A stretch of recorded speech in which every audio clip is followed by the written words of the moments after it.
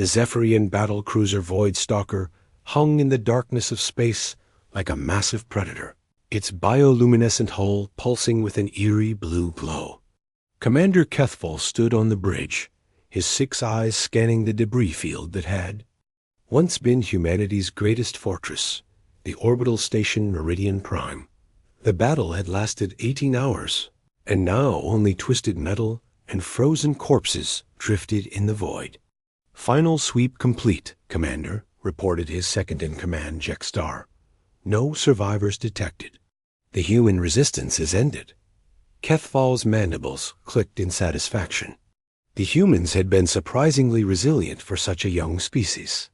But even their legendary stubbornness had limits. The Zephyrian Empire had claimed another system, another victory in their endless expansion across the galaxy. "Prepare the victory broadcast," Kethfall ordered. "Let the Empire know that Sector 7 is ours." But as the commander turned to leave the bridge, something caught his peripheral vision. A movement against the hull of a nearby debris fragment too, deliberate to be mere wreckage spinning in the void. Kethfall's eyes focused on the spot, his natural predator instincts heightening. There, impossibly, a figure in a damaged human spacesuit was moving with purpose across the twisted remains of what had been Meridian's communication array. The figure turned, and through the cracked visor of his helmet, Kethfall could see a human face scarred, weathered, but unmistakably alive. The human looked directly at the bridge viewport, and despite the distance, Kethfall felt as though their eyes met. Then the human did something that sent a chill through the Zephyrian commander's exoskeleton. He smiled. Not the desperate grimace of a dying creature, but a confident, almost predatory grin that spoke of plans and possibilities. "Commander," Jekstar's voice cracked with disbelief, "the human is alive." Kethfall watched as the figure pushed off from the debris, using a small maneuvering thruster to glide toward another section of wreckage. The human moved with the fluid grace of someone who had spent years in zero gravity, someone who knew these ruins intimately. "How is this possible?" Kethfall whispered. "We confirmed the station's destruction. All life signs ceased." But even as he spoke, more movement caught his attention. Another human figure, then another, emerging from what had appeared to be lifeless debris. They moved in coordinated patterns, clearly communicating despite the apparent destruction of their equipment. "Alert all ships," Kethfall barked. "We have survivors. Begin immediate search and destroy protocols." Yet, as he gave the order, doubt crept into his mind. The humans weren't fleeing. They were positioning themselves, preparing for something. And that smile, that confident, knowing smile, suggested that perhaps the battle for Meridian Prime wasn't over after all. Ghost in the machine, Lieutenant Marcus Ghost Reeves floated in the cramped maintenance shaft, his breathing controlled despite the massive Zephyrian cruiser passing overhead. The nickname had stuck after his first disappearing act during the siege of Europa. Now it seemed prophetic. Dead men, after all, made the best ghosts. The maintenance shaft was part of Meridian's hidden infrastructure, a network of tunnels and chambers that the station's designers had built into the superstructure. When the Zephyrians had begun their final assault, the surviving humans had retreated into these hidden spaces, using them as both shelter and staging ground. "Ghost, this is Phoenix," came the whispered voice of Captain Diana Phoenix through his short-range communicator. "Status report." "Target acquired," Marcus replied, his eyes fixed on the massive power coupling that fed energy from the Zephyrian ship to their salvage operations. "They're still connected to our power grid. One well-placed charge and their systems will overload." The irony wasn't lost on him. The Zephyrians, in their arrogance, had assumed that humanity's technology was primitive. They had plugged their advanced systems directly into Meridian's power network, never imagining that human engineers might have built in some very special surprises. Marcus pulled out a small device, no bigger than his thumb. It looked like a simple power regulator, but Dr. James Wheeler had spent months perfecting its true function. When activated, it would create a feedback loop that would surge through any connected system, causing catastrophic overloads. "Remember," came Wheeler's voice over the comm, "you only get one shot at this. The moment they detect the surge, they'll disconnect." Marcus nodded, though no one could see him. He had been chosen for this mission, not just because of his technical skills, but because he was officially dead. The Zephyrians wouldn't be looking for him, a tactical advantage that had saved his life more than once. As he prepared to install the device, Marcus thought about the weeks leading up to this moment. The Zephyrians had been methodical in their conquest, believing that brute force would be enough to crush human resistance. They had underestimated humanity's greatest weapon, their ability to adapt and survive. The device clicked into place, and Marcus felt the subtle vibration as it interfaced with the power grid. On his heads-up display, indicator lights began to shift from red to amber. The feedback loop was building, drawing power from the Zephyrian ship and reflecting it back amplified. "Installation complete," Marcus reported.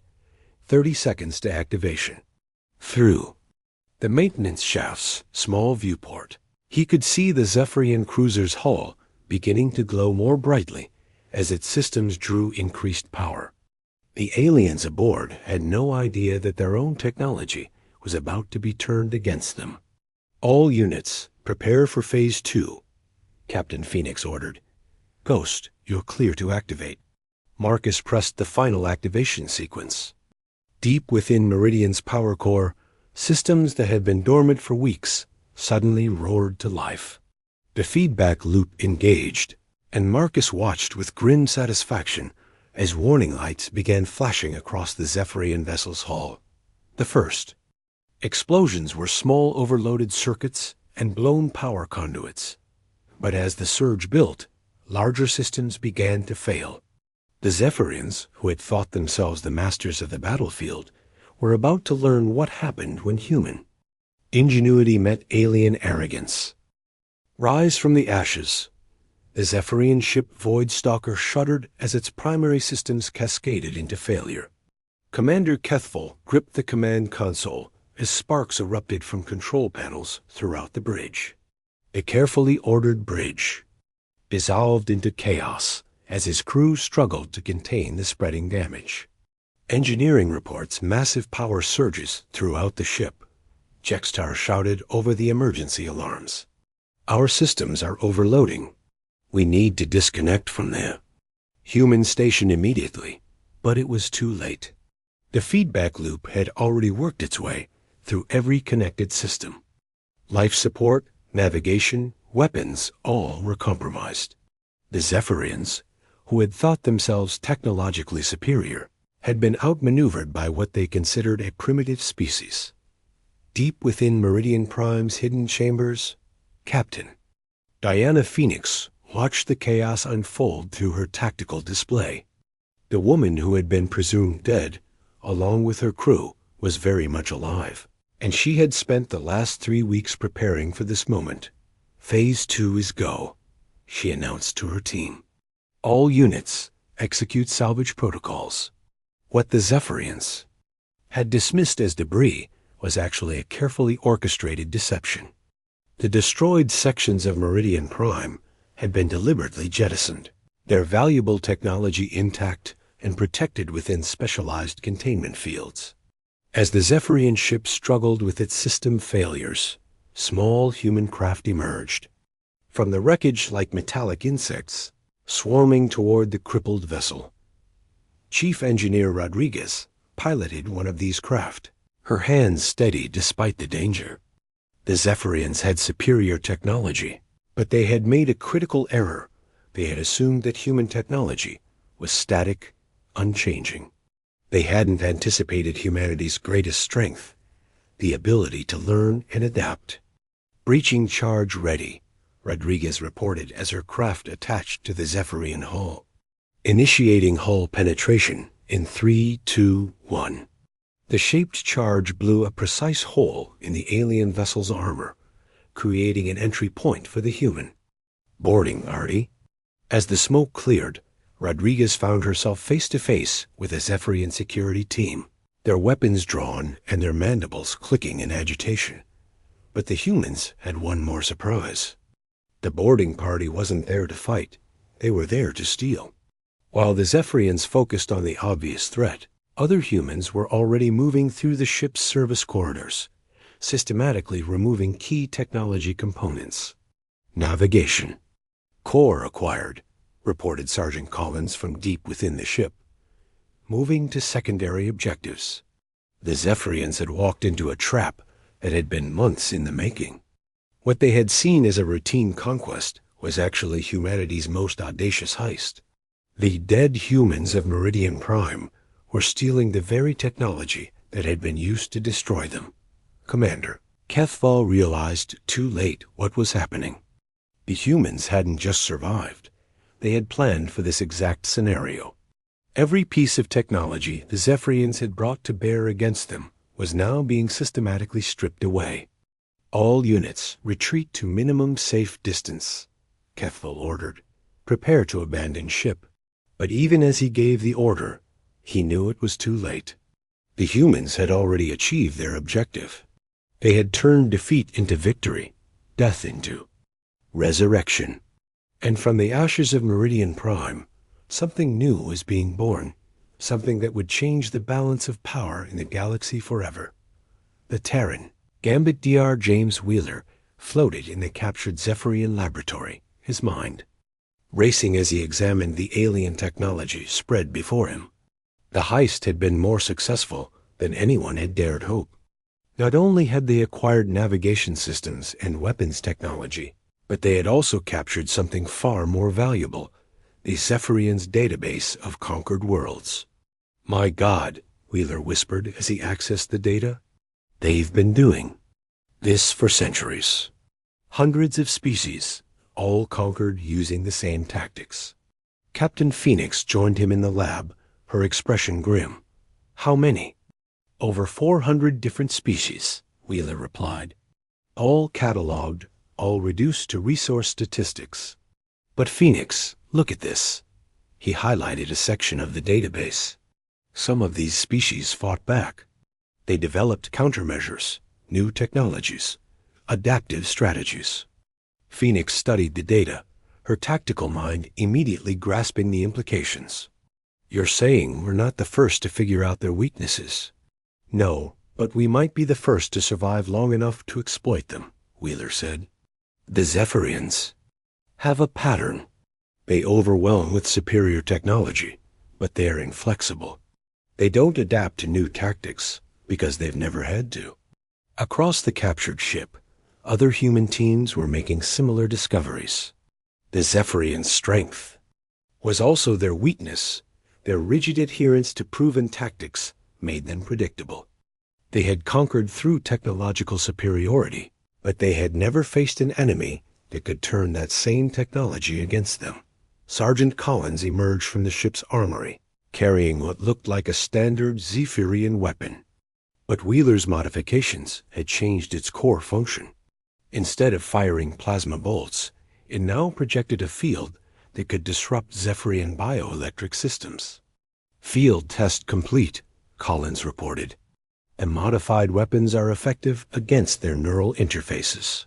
We can literally cut them off from their own technology. But the real breakthrough came when Marcus discovered the Zephyrians' communication.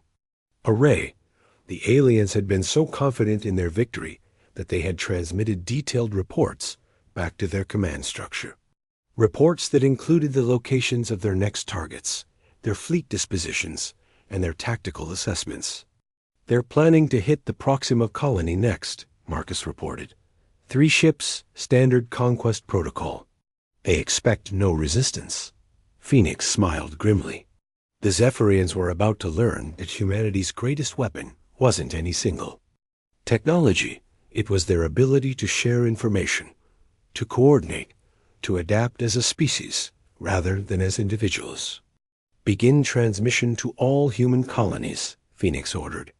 Full tactical data package, including countermeasures and modified weapon specifications. It's time to even the odds.